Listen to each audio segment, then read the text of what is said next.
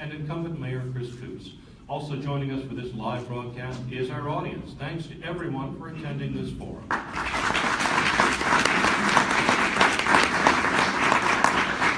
This forum will feature questions developed by GLT News with input from those submitted at wglt.org. There will also be time for opening and closing statements. This forum is co-sponsored by the McLean County League of Women Voters. The League's Jana Edge and Carol Carestis are serving as our timekeepers. We also wish to acknowledge the Farnsworth Group and Henson Disposal and Recycling, whose support helped make this and other forums possible during this consolidated non-partisan municipal election cycle. We determined the order of speakers by flipping a coin tonight, and after that, alternating questions among the candidates. We will ask as many questions as time permits during this 1-hour forum. As moderator, I will call on candidates to make clarifying comments and pose follow-up questions as needed. That brings us to our opening statement by Marc Tiritilli. Thank you, Charlie. Good evening. And I want to thank the League of Women Voters, WGLT, members of the audience, and especially my wife who's out there tonight. Thank you for having me. Normal is a fantastic place, and I love serving here. I teach at Bloomington High School. I'm a physics teacher. We've got 2 young girls, and this is a wonderful community to live in. We moved a few years ago to come back to Normal, and we could have gone anywhere. We decided to come here. And because it is such a wonderful community, I, like so many other people, are concerned about where we're at. We've got some wonderful things here, but they need to be protected. Our town is currently $94 million in debt. We have a $53 million interest payment on all of that, and we are $100 million plus short on our pensions. We have quite a lot of work to do to get our finances back to the point where we can freely support projects that are in front of us. So I'm asking for your vote on April 4th. One of my main goals is to get people to have an interest in the community, to vote at the polls. Thank you so much for coming tonight. I look forward to the next hour with all of you. And Mayor Koos, you have 1 minute for an opening statement as well. Also, my thanks to League of Women Voters, WGLT, and people who came out tonight. This should be a very, very educational evening. During my tenure as mayor, with my team, the Normal Town Council, we have put Normal on an exciting and vibrant new path. What was once a sleepy, decaying downtown has been transformed into uptown, an attractive community centerpiece, a community destination to shop, dine, and play. We are a city with a strong and conservative financial discipline. We hold a coveted AAA credit rating, the highest available. Less than 3% of municipalities in the United States can make that claim. We've never undertaken a large capital project without identifying a revenue stream to pay for it, and we're fully on schedule to fund our police and fire pensions. Our police and fire departments are award-winning for their professionalism. Our public works department performs at the highest level. And in the last 4 years, we've spent over $36 million on our public infrastructure. I look forward to tonight's forum to further show you the passion and vision I hold for the town of Normal for the next 4 years. We're listening to a special Sound Ideas and a Normal Mayoral Candidate Forum live from ISU's University Galleries in Uptown Normal. Ideas for questions for tonight's forum were submitted at wglt.org. We're currently still accepting questions for our next forum with Bloomington Ward candidates March 14th. There are 4 other forums scheduled involving Bloomington aldermanic candidates, those seeking seats on the Normal Town Council, and we'll wind up with our final forum for the 2 candidates facing off in the Bloomington mayoral general election. Find a complete schedule at wglt.org. That's also where you can submit question ideas. Each candidate tonight will get 90 seconds to answer the question. I will ask clarifying questions and follow-ups as warranted. To what should be absolutely no one's surprise, the first question is about the Metro Zone. The latest example of the state of the relationship between Normal and Bloomington. The Metro Zone is a tax revenue and infrastructure cost-sharing agreement for a portion of the west side of town that has caused a harsh language and a rift between the 2 cities. Cooperation is always harder in a time of scarce resources or in the absence of a big prize to be one that requires participation by both. In an era of only smaller prizes on the table, can we even expect cooperation on development, and how? Mayor Koos, you begin. Thank you. Well, this is a disagreement that we didn't take lightly, and it's been something that we have talked with the City of Bloomington about intensely for the last 6 or 7 months. The issue arose 3 years ago, but the conversation was very sporadic between the town of Normal and the City of Bloomington, mostly, in my opinion, because the City of Bloomington did not return calls or respond to emails on that issue. So the issue is, what is the parity of that relationship, and how do we unwind it if one party or the other is not happy with it? That would be the crux of the issue to me. Where is the conversation on what we do with this Metro Zone agreement, and how do we modify it? Or if at such an instance that there's a demand to get rid of it, how do we unwind it for that? We are still open for the conversation to have that, but the Bloomington City Council over the last 3 or 4 months has indicated they are not willing to have a conversation about that issue. And Mr. Tiritilli, the question remains, in an era of only small economic development prizes, can we expect cooperation on development, and how do we get there? We can certainly cooperate on development. I don't think this Metro Zone agreement is one that should be continued, though. The original purpose of the agreement was to pay for the infrastructure that did not exist back in the 80s.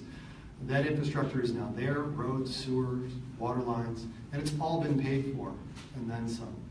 So the plan was split the bills 50-50, then split the profits 50-50, but the bills have been paid, and we can put this agreement to bed. I think that one of the best ways to approach cooperation between the communities is to have clear boundaries, and we have them geographically, and I think that should also be our financial boundaries in terms of revenue and expenses. We have some wonderful agreements, for example, with mutual aid, that certainly should remain in place, with the fire departments and the police departments. But anytime we start mixing the money, this just reminds me of an earlier period in college life when we were always poring over the phone bill with your roommates, trying to determine whose share was whose, or who was going to get stuck having that one bill while somebody else got just the water bill. So I think that if we take care of our business, we free up Bloomington to take care of their business, that sets us up to not have to wrangle over these very detailed, very complicated issues. If you go back over the Metro Zone agreement and look at all the amendments and the intricate language, it just gets more and more complicated. I don't think this is something that should continue. The flip side of not mixing the money leads us to this next question from Gary Class. He asks, does it make sense for Normal and Bloomington to compete with each other, providing tax subsidies to attract businesses that will compete with existing businesses, especially locally owned businesses? Mr. Tiritilli, you start with that. I'm not in favor of subsidizing business enterprises. I'm really not. So to me, the simple and very straightforward answer is that no, we shouldn't be subsidizing these businesses in any way, and therefore we would not be competing for them. Bloomington Normal as a community, Normal in particular, has incredible advantages. We sit on 3 interstates, we have rail lines, 2 fantastic universities, wonderful junior colleges. We have a well-educated, motivated workforce here, and a community that really has a wonderful spirit and drive. The word that gets thrown around quite often is vibrant, and that's true. And if you compare downstate communities, Bloomington Normal is already the place to be. The one thing that businesses need to fill in that missing piece of the puzzle is people with money to spend. I think that's the one big incentive. So if we're trying to lure businesses into town, the best way to do that is to give people more money in their pockets. We do that by lowering the taxes. We level the playing field so that businesses feel that they have a fair shot when they do come here. They're not going to set up shop and then be undercut by some other businesses getting a big handout. So the short answer is we can cooperate by not offering subsidies at all. And Mayor Koos, you're next. Well, at the bottom line, I think that we should be working as a region. The two communities, the county of McLean, should take a look at the business climate and how the community grows as a region. That would be the ideal situation, and that would remove a lot of this issue of what community is competing against what community. The other side of that equation is the fact that people who shop in Bloomington Normal don't care what community they're shopping in. They'll shop in Normal, they'll shop in Bloomington, they'll go where they want. So the idea of trying to remove those kind of competitive situations with a level playing field, which is something we suggested when we wanted to explore the idea of a shared sales tax based on population. That conversation didn't happen, but I know that myself and Mayor Renner both have hopes for that in the future to come forward. When it comes to incentives, sometimes to get the right business that you're looking for and the long term, I always take the long-term approach. The long-term return on that business to the community kind of dictates whether or not you should incent. So there are businesses we've never incented. There are others that bring a lot to the community. Sometimes they have a gap, a financial gap to get their project done, and that's when we look at that. But we always look at what is the return to the community, what is the benefit to the community. What is the current annual cost of all the tax subsidies and incentives provided by the town of Normal? Is it an actual line item in the budget, or to help shape decisions on the future granting of subsidies, should it be? Mayor Koos, you're first. Well, that's a tough question to ask because we don't know. We do not have a line item in the budget to say we will incent this business this much over the next 5 years. A lot of times when we incent the business, the incentive comes from the additional sales tax or property tax that business brings to the community. So in a sense, sometimes, a lot of the times, the business itself, whether it be a hotel, a new office building, a retailer, generates additional dollars, and that's where our incentive dollars come from. That's why it's very difficult to say we're going to put $2 million in our budget for the next 2 years to incent businesses. It really has to focus on what you're trying to accomplish. Do you keep track of it, though? We do keep track of it. How much is it? I couldn't begin to tell you. Okay. Mr. Tiritilli. One of the problems is that a lot of these deals are presented piece by piece. And so you're right, we don't have a clear picture of the overall amount that's going on. These are presented just sort of in isolation. Let's take a prominent example with Portillo's, and let's look at the long-term view of this. There is a $1.875 million sales tax rebate over the course of 5 years, I believe. And that's not the end of it, though. So we're going to give them all the sales tax they generate, but somehow the agreement was crafted where the town pays 8% interest on their own money that we're giving them, which sounds a little odd. So over the course of this, we're going to pay nearly $2.5 million, okay, in sales tax rebates. But to get that sales tax, you have to sell a lot more because we only get 5.5% on the dollar. So if you're going to get $2+ million, you need to sell $40 million worth of Portillo's goods to get the $2.5 million in sales tax that we owe them. $40 million worth. And that has to be new sales because we're giving it up. Okay, so we can't just say Portillo's is going to sell $40 million and we'll break even. No, we were already selling money in the community. This has to be $40 million in new additional business we wouldn't have had without Portillo's before we break even on the incentives. That's the long-term view of it. This deal does not pay for itself. This puts us in a hole. When you give such an incentive up front, you start out so low you can't get out of it. Follow up there. The argument has been advanced that having Portillo's in Normal will disproportionately draw from Bloomington because the population base is better than your answer to that argument. It might. Portillo's is certainly a popular product, but there's a lot of give and take, and the business climate is always moving around. There are new restaurants opening and closing quite a lot. We expect that in this town because we have so many restaurants per capita. It kind of brings us back to the sales tax sharing agreement. It sounds great on paper, but the reality of it is, if you look at the numbers of who gets how much sales tax, it's already split 60-40. It goes by pretty much the population already. So despite all of the maneuvering, all of the incentivizing, all of businesses changing sides, it still breaks pretty much. Bloomington gets their 60%, Normal gets their 40%. So will some people cross over and eat Portillo's? Yeah, we might get a few of their dollars, but Green Top's going to open and some people are going to go over there. It all works out. And this is why I said we've got to stop arguing over the pennies here. This is one community. People will go where they want, and we need to just move forward and do the best we can in our own particular part of it. You're listening to a special Sound Ideas and a mayoral candidate forum for the town of Normal live from ISU's University Galleries in Uptown Normal. This is GLT. In just a moment, we'll have a question about a potential property tax freeze imposed by the state. First, Rebecca Rossi asks the candidates to explain their understanding of the municipal role in the Illinois property tax system. She also wants to know the municipal portion of a property tax bill for a home of the median price in Normal. And she says, please detail any desires you might have to lower property taxes in this context and how you would cut spending to allow that. And Mayor Koos, I believe you start.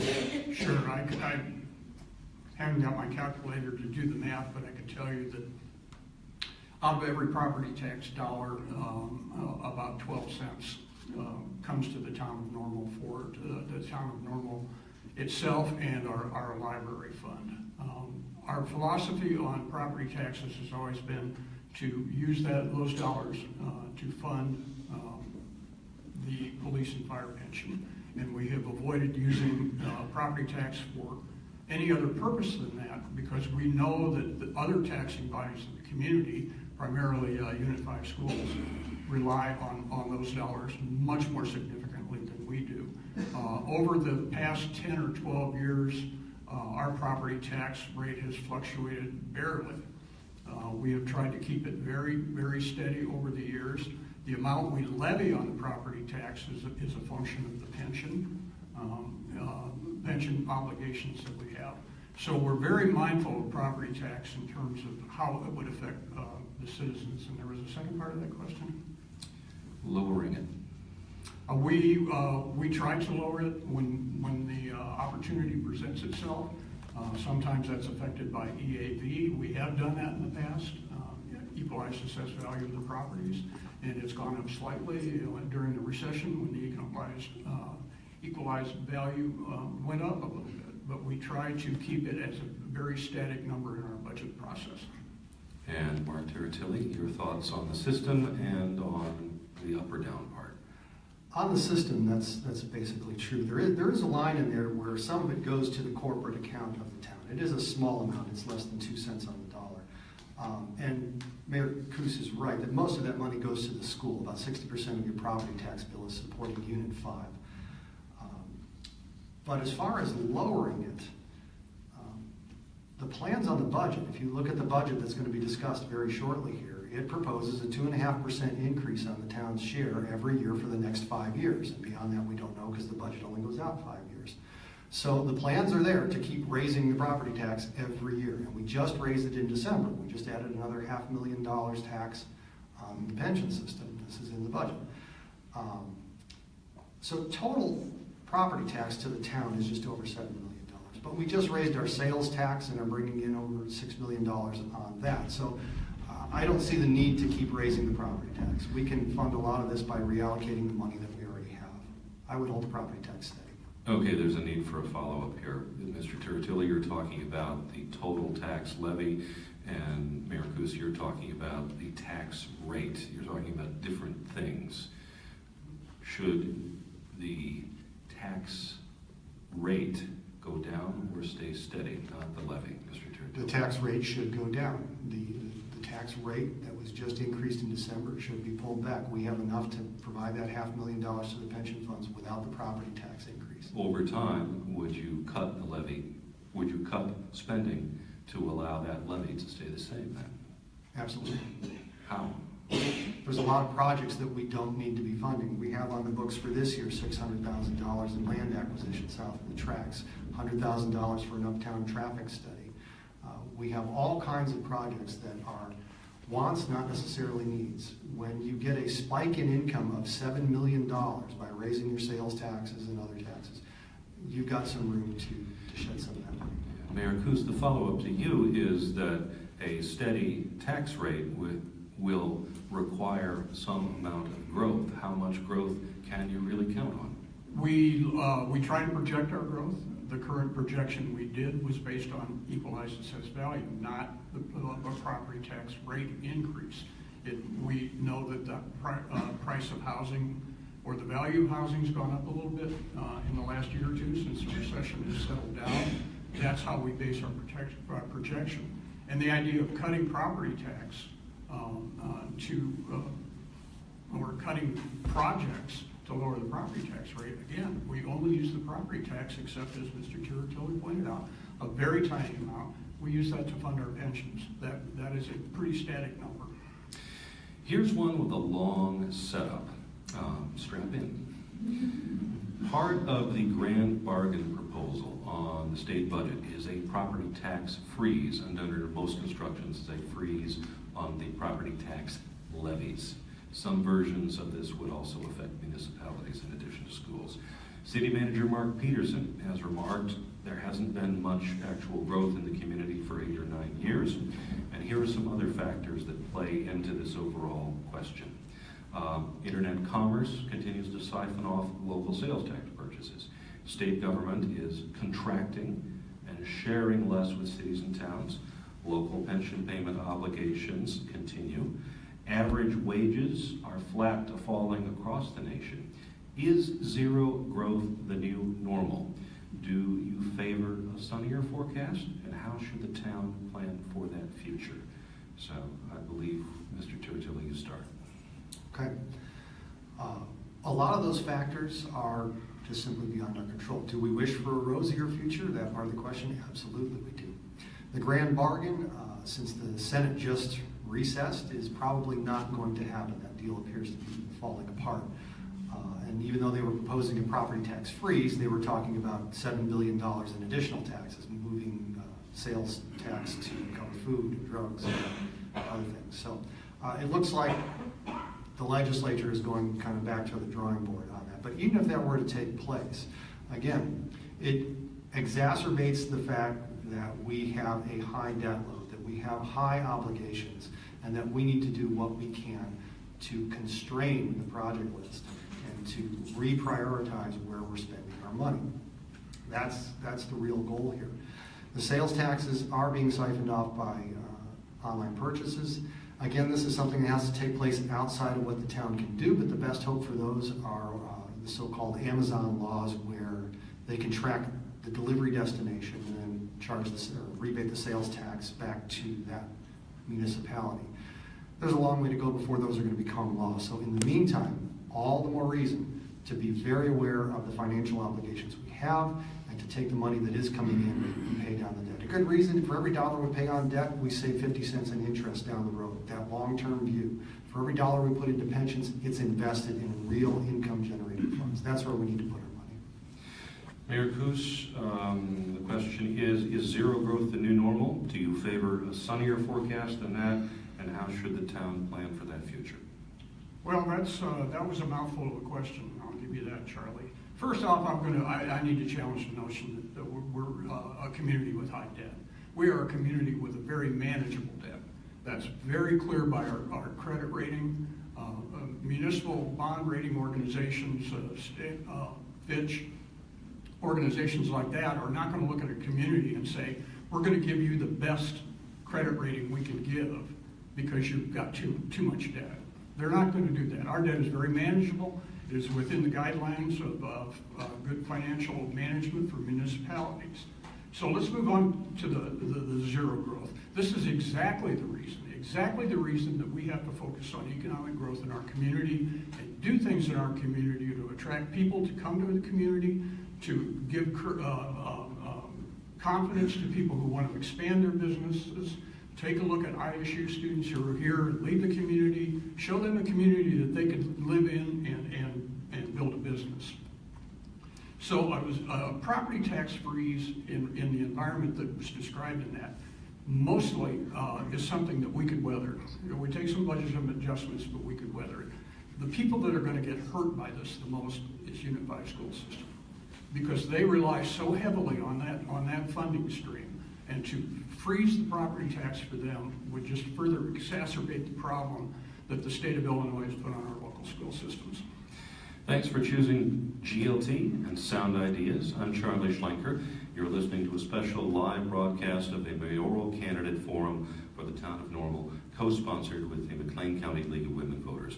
We're coming to you from Illinois State University Galleries, live from Uptown Normal. And a big part of the Uptown Redevelopment Initiative in the last decade was infrastructure, water and sewer. Last year, the town finished new sewers on some of the older streets in the community, Willow, Linden, Beach. What's the current state of the rest of the town's roads, sewers, and mains? How should the town pay for what is needed, and over what period of years? Mayor Koos, you start. Sure. Infrastructure is something that we've spent a lot of focus on in the last few years. We began to discover that we live in an area that has very highly corrosive soils, and we were noticing that our water delivery systems were suffering from that. So we engaged in a very robust replacement of those water mains throughout the community. We're about finished with that, but we do have more work to do. Every year we do what's called a CIP, a capital improvement plan, where we budget dollars for projects, we prioritize the projects, and we do them. A lot of these dollars come from our general fund. Currently, we're going to be looking at sewer issues in the community. We do have some aging sewers that we're going to have to address, but that's why we're looking out 5 to 7 years, 10 years, to identify our needs and to budget the needs so that we keep a very robust and maintained infrastructure. And paying for it. That's a follow-up to you, Mr. Mayor Koos. How to pay for it? How do we pay for it? We pay for it. There are different funding sources for that. For water, there's the water fund that comes off your water bill. The money you pay every month some of that goes to infrastructure. The same for sewer. For roads, we get money from the federal government, motor fuel tax dollars that we get from the government. There's a whole palette of funding sources for that. We identify those, we project where they're going to be in 3 to 5 years, and then we allocate them accordingly. Mr. Tiritilli, I know you were itching to answer something about that Mayor Koos had mentioned about debt earlier. Hold off on that. The next question is involving debt. This question is, what is the current state of the rest of the town's roads, sewers, and mains? How should the town pay for it, and over what period of years? The town does have some needs coming up with the sewer systems. The town is working on a large project that's going to need to be done over the next few years, and there will be a lot of funding required for that. Maybe require bonding. Not sure if that's going to come down the pike. As far as how to pay for that, well, that does bring us to some of the debt questions on there. The town has a AAA rating, but if you look at Fitch and Moody's, that just simply means the town has done a very good job of paying its bills, and they expect them to continue paying their bills. And the town is good at paying its bills because it has a lot of taxes that it charges. The state of Illinois has the worst credit rating out of any state. It's a BBB, and yet they were just able to issue a bond with AAA rating because it's key to the sales tax. So the mayor is right when he says that we have income streams tied to all of these debts. But last year when they presented the budget, the financial report from Andrew Hume, he said, we can't borrow anything more until we have more revenue to pay for it. So the taxes are already high. We have added so many new taxes, and I'm sure we'll get to those in a minute. But even more would be required. And my stance is that we need to lower that debt so that we have room to pay our bills when a situation like the sewer system comes up without having to raise even more taxes to pay for even more bonds. Well, the next question is, make your cases, since you are so far apart on whether it's a healthy debt. Is it healthy? Is it too much? Does the current level of debt prevent the town from tackling future problems? And Mr. Tiritilli, you start. I would answer absolutely yes, it does. Let me go back to that Fitch rating for a moment. If you look at their analysis, they say it is a concern that we have the debt that we have. And if you read on, it says it is a concern that we have the very slow amortization. We pay about $2 million in principal and over $6 million in interest. We're not really making much headway on the debt, even though we have a $7 to $9 million payment every year. They're also concerned about our pension obligations. They list all of that out and finish up by saying, however, Normal is a home rule community and can raise taxes whenever they want to whatever level they want. Therefore, AAA. It just is a statement of how well they expect us to pay our bills. It's not a statement of whether or not we should be borrowing as much as we are. My absolute answer is that no, we shouldn't borrow this much. If we can pay $7 to $9 million a year for debt, if we have a little bit more patience and a lower debt load, we could be accumulating $3, $5, $7 million a year, and in a year or two have a big chunk of money to pay cash for something. This brings us back to the interest on that. When we're done paying for Uptown, done paying for $94+ million, we will have paid $53 million more than we needed to in interest. Again, if we reprioritize, pay the principal now, every dollar we spend on debt saves 50 cents down the road in that long-term view. That's the type of way we should be spending our money. Mayor Koos. First off, I would love for my opponent to show me how a community with a BBB bond rating was issued a AAA debt. I don't know how that works. State of Illinois, no. The issue of debt, what's manageable and what's not, how is it paid for, is something that we take very seriously. And a lot of the debt that we're talking about that the town currently has clearly identified sources of revenue. Every year we budget 125% of what our debt obligation is to make sure that we can honor the debt that we have. And a significant amount of that debt is paid by the projects that happen. The Marriott Hotel, Hyatt Place Hotel, all of these properties generate new taxes to the community, plus they generate tax increment finance dollars, and that's what's paying for most of the debt in the community. Now let's take a look at what we're calling extremely high debt, and we can't afford it. The town currently generates about $102 million of revenue in the community, and our debt's at about $94 million. So let's take that catastrophic debt number and lop some zeros and commas off of that and talk about the average person in the community.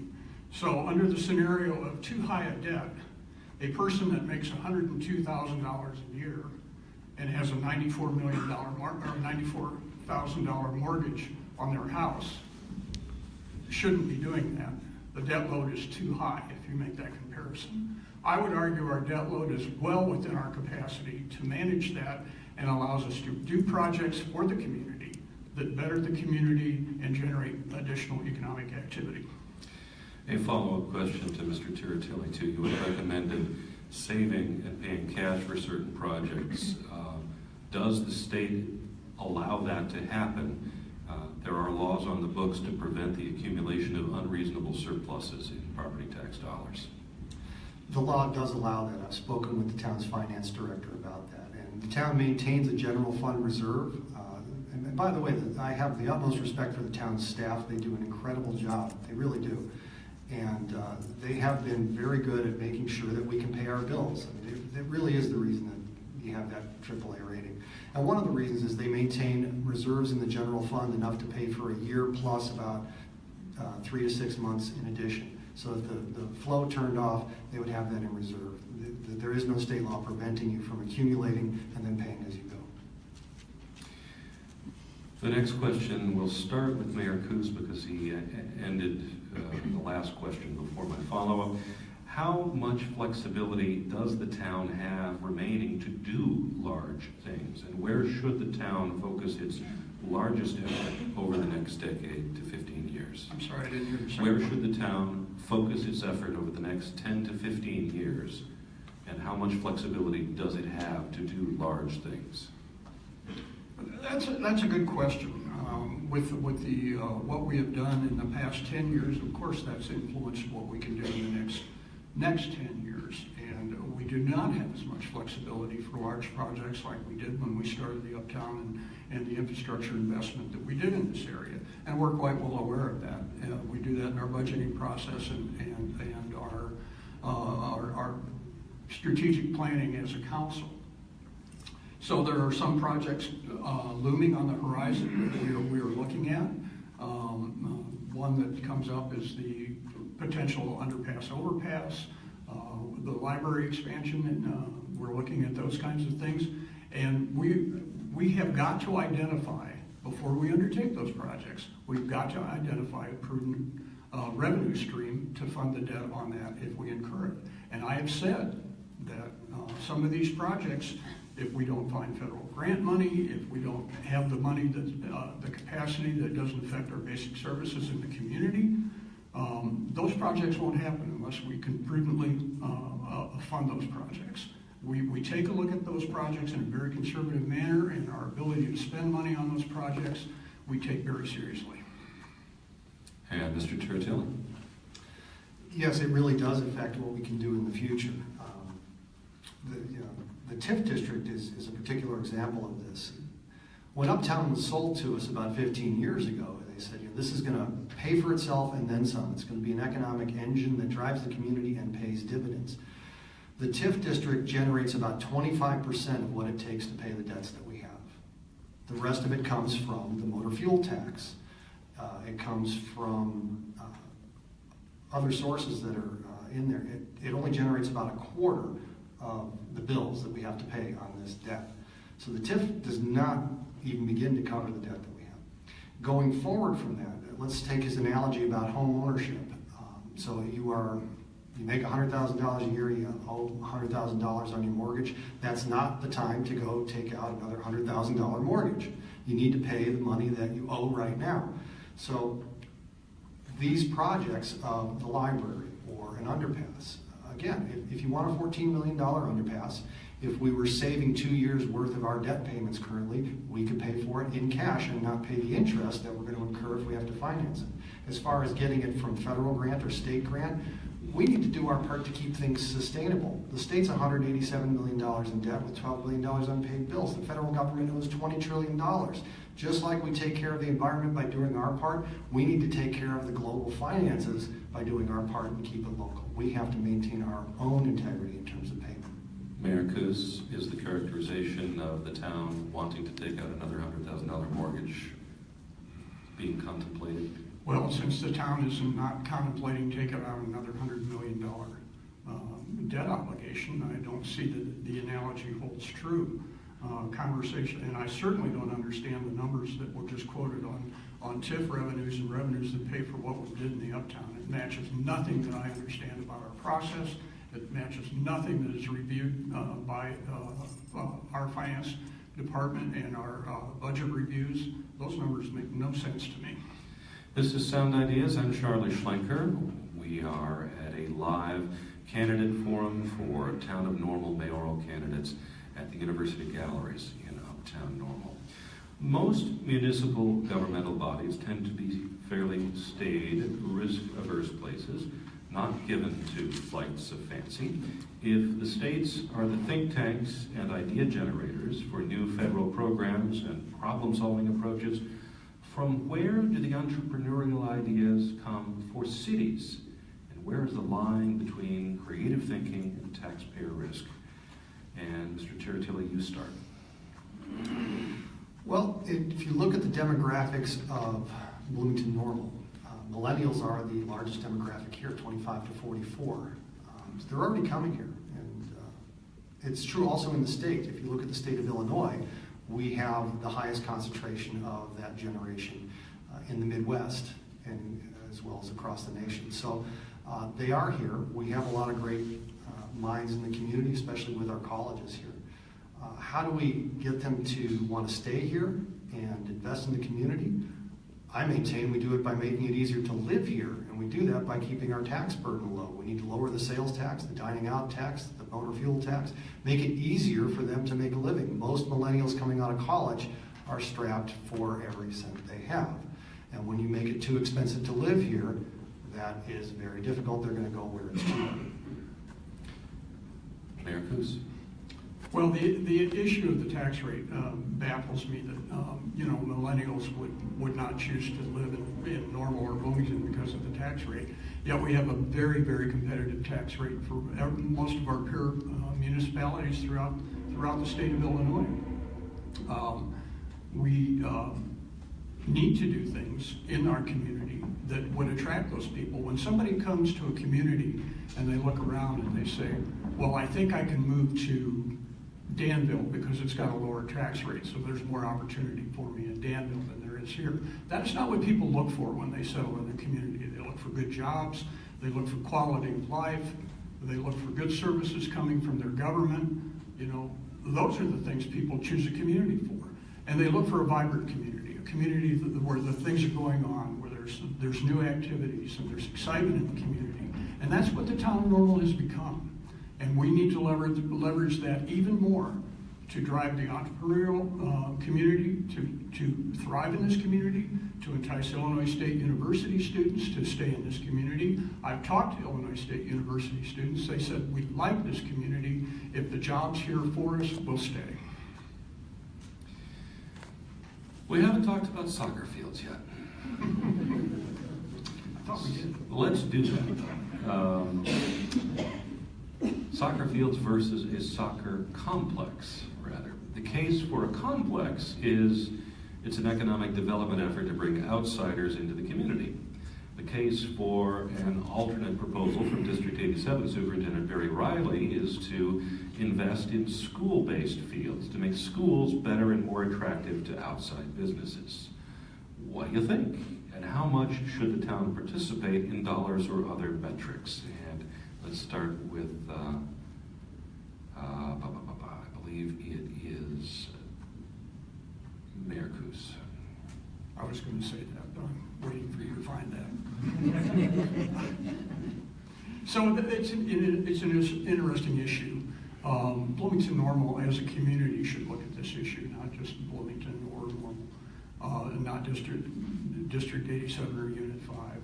And we are one of the largest municipalities in the Midwest that does not have a sports complex of some kind. We've not been able to do that as a community, and when we did our Parks and Recreation plan and interviewed community participants, that was one of the highest rated ones for the community, some kind of sports complex that the community as a whole could use. In terms of soccer fields, moving soccer fields throughout the community would support the existing programs. It would not support tournaments. Tournaments bring a lot of economic activity into the community, so that's why the soccer community itself wants a complex so that they can bring in more tournaments. The other issue on that is if you're a soccer mom or a soccer dad and you've got a kid in Fusion and you've got another kid in PCL, Peoria or Prairie City Soccer League, and one's got a game in Normal and one's got a game in Bloomington, and you got to do all that shifting around. That was the reason that all the soccer fields were brought into one location in the first place. Marc Tiritilli. The soccer fields is an interesting issue because there's so many pieces in play with that. Chris is right that it's much easier when things are centrally located. I understand Dr. Riley's approach. It would be a way of kind of injecting some money into the school districts and making those facilities more usable. I get that. I'd like to wait to find ways to do that anyway. But there is an advantage to having soccer fields all in one place. The real crisis right now is that they stand to lose the fields over by the airport because of the FAA. So they have to find something within the next year or they're going to lose them. But I don't think the answer is the town investing in a huge soccer complex to the tune of $15 to $20 million. Partly because so many other communities have beaten us to the punch. Rockford already has 2 of them and has just doubled down on one of them for $20 million. And they do bring in extra revenue and taxes, but if you look at the numbers, it's about $1.7 million. That wouldn't even begin to pay for the maintenance on a field of the size that they're talking about here. So it would become another large drain on our resources. The answer for the present day is if they have a land acquisition proposal out there, I would support, say, a matching grant. Let's find a way for the soccer community to get a project underway so that they buy their time with the FAA. And then over the next 5 years that they're granted, let's generate some income, let's do some fundraising, apply for some grants, and start to build that facility out there piece by piece so that in 5-10 years' time, we really do have a nicely developed field, but without plunging us into a huge amount of debt. Mayor Koos, is the soccer complex market saturated? Not from the studies that we've done. I just want to go on record as saying the town would not do this project alone. We've been very clear about that from the beginning, that it would be a community project, not a town of Normal project. The second thing is, yeah, it's easy to say, we'll just go get a grant and we can fund it that way. Well, the grants are tough. brick and mortar grants or turf grants, if we'll call them, talking about soccer fields, are not easy to get, and they come home mainly from private donations or from a major gift or something like that. And the soccer community has been looking at that kind of an issue, and they know it's a tough nut to crack. It's going to be very, very difficult to move this forward without total community buy-in. You're listening to a special Sound Ideas on WGLT and a normal mayoral candidates forum live from ISU's University Galleries in Uptown Normal. Governor Bruce Rauner has promoted consolidation of governmental units, particularly where there is significant overlap in geographic territory or function. Normal and Normal Township have that overlap. Would you favor consolidating, as Bloomington has done with Bloomington Township, where the council is also the board, or even a direct merger, and why? And Mr. Tiritilli, you start. I think it is. I'm not sure how much we would really save with that.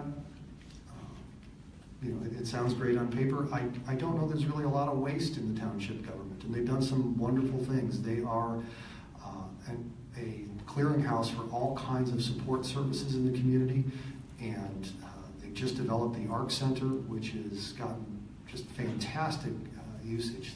That is really an asset. And what I love about it is that you've got people who are dedicated to those sorts of services. They have a unique mindset that they get to focus on in just that one area and concentrate on it. If we were to merge the two, I'm sure it could be executed, but I don't know that it's really going to be all that advantageous, and I would hate to lose the involvement of so many other talented people that we already have doing the project so well. Mayor Koos. I would agree with a lot of that.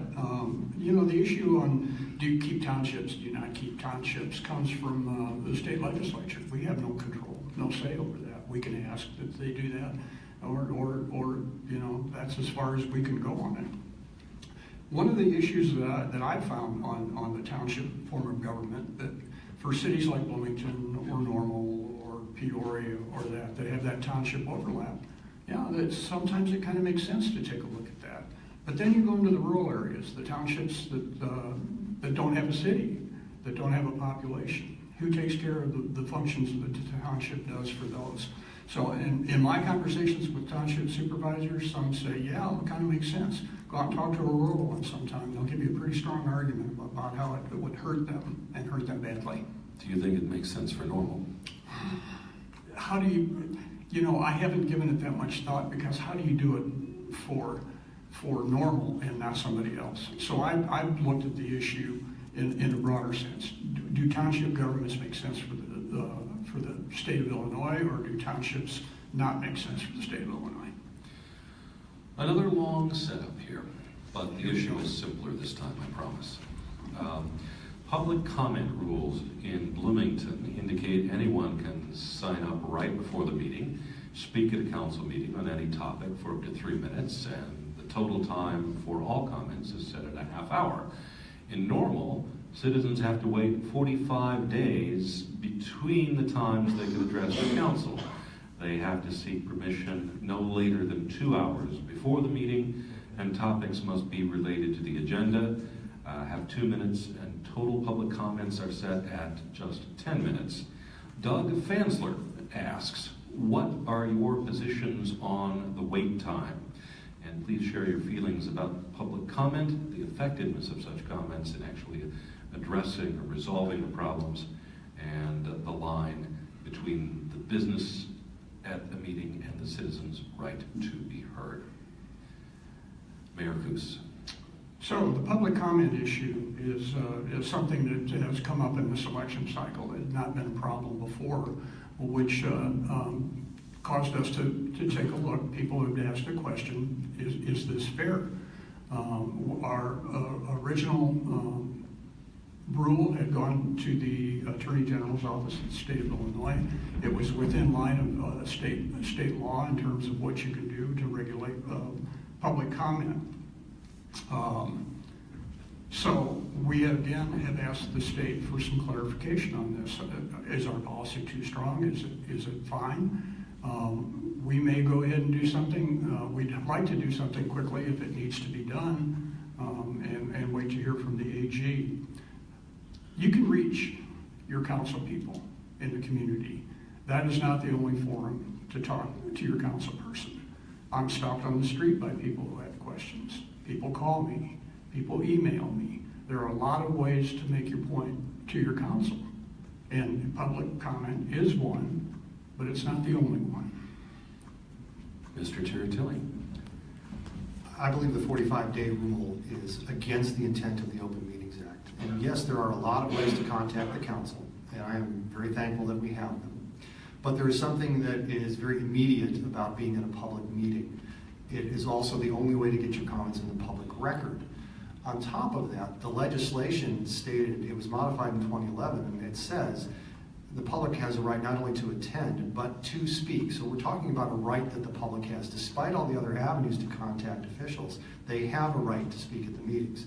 The Open Meetings Act, in its preamble, states that this law shall be strictly construed against closed meetings. And so I don't see how a 45-day rule, which locks you out of various topics that you will never get to speak on because they're usually only on one agenda, is following the spirit of the law. So again, if this is something that has to go to the Attorney General for interpretation, it's clearly on the edge. Why should we be that close to the edge? Let's back away from that. This question was brought up when I asked Mark Peterson in December if we could get council to look into this a little more, and then it was referred to the Attorney General for interpretation.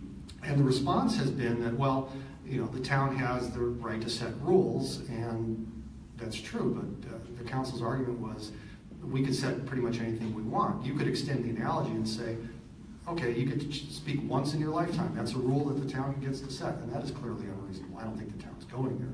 But there is no clear dividing line. The Open Meeting Act says you should be able to speak at every meeting, and that's what I would want to enforce. Jeffrey Smith wants to dive into the overpass issue. We've already done a little bit of that, but he wants to know, in linking Uptown South across for the tracks from Uptown, why a crossing gate and light isn't enough. And we'll start with Mr. Tiritilli. With high-speed rail, Amtrak has reestablished their standards back again in about 2011. So that was after Uptown Station had been conceived and designed.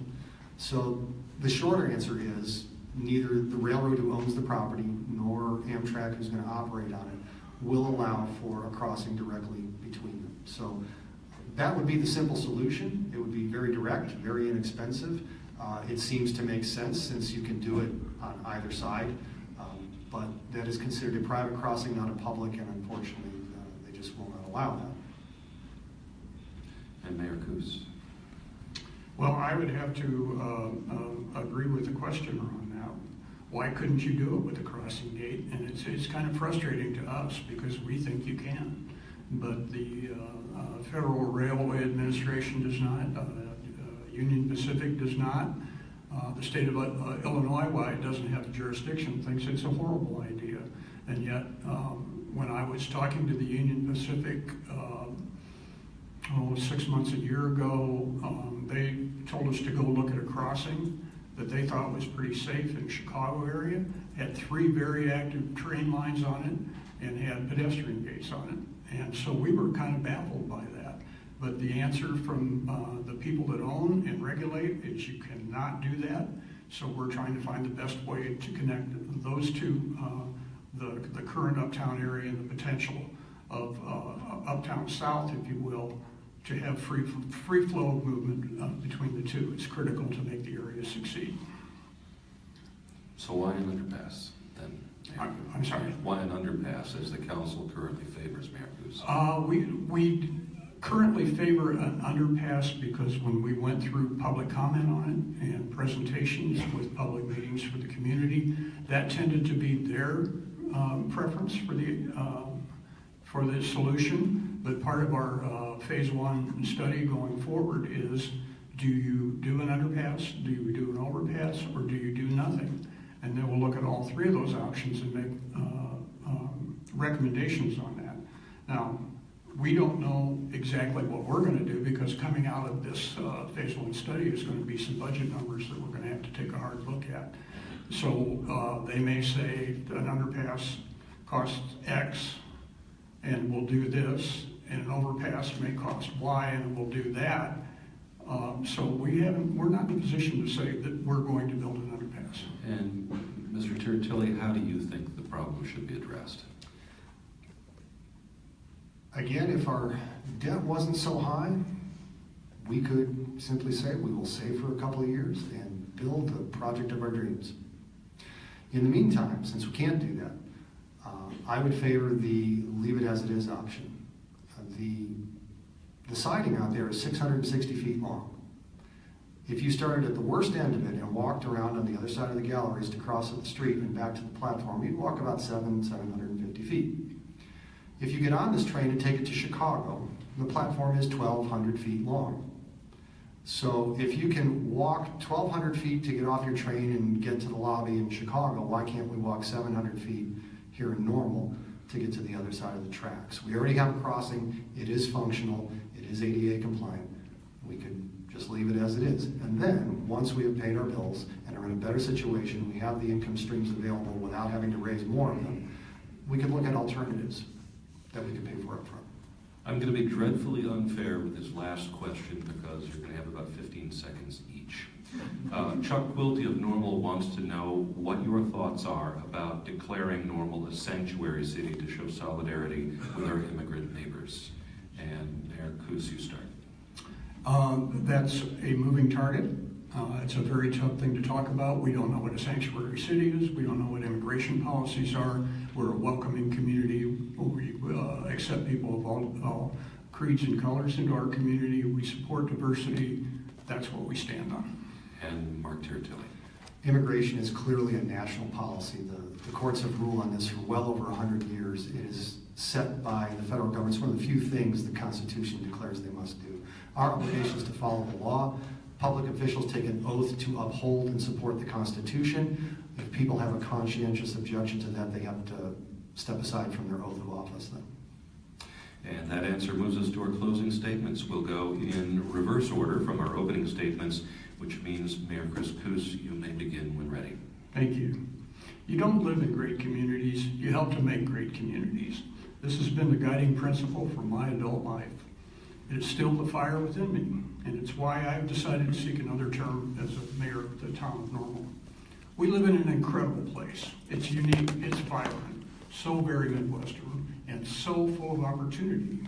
As mayor, with the shared vision of the Normal Town Council, I've had the opportunity over these many years to help create a new normal. It's been a challenging yet rewarding path. The success of all this has been built on the result of thoughtful and strategic planning and a common vision of the Normal Town Council, along with the able assistance of the staff of the town of Normal. Representing you along with the Normal Town Council has been our pleasure and our passion. I'm excited for what's ahead in the next 4 years, and I ask for your vote on April 4th. And Mr. Tiritilli. Thank you. Again, thank you everyone for tonight. Normal is a wonderful place. We've built some wonderful things. We've also put ourselves in a very risky situation. We need to protect and preserve what we have for the future. We need to allow ourselves to enjoy what we have and not hamstring our enjoyment going forward. We have to pay down our $94 million in debt. We need to do it before the interest charges come due. We need to fully fund our pensions that are $100 million plus short. We need to take care of those things now. That is what is going to preserve our future and make it more enjoyable. Quality of life involves cost of living, and it's gotten too high. We need to do something about it. I need your help to do that. I'm asking for people to get involved. When I decided to run for mayor, I had 3 goals. I wanted to raise awareness in the community about where we really are. I wanted to get more people to come out and vote. And lastly, I wanted to be able to make a profound difference. That's what I'm hoping to do on April 4th. Thank you very much. Thank you, candidates, for participating in this live on-location edition of Sound Ideas and Normal Mayoral Candidate Forum, co-sponsored with the McLean County League of Women Voters. Thanks as well.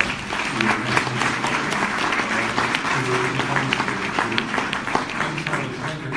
This is WGLT Normal 89.1 and WGLT.org.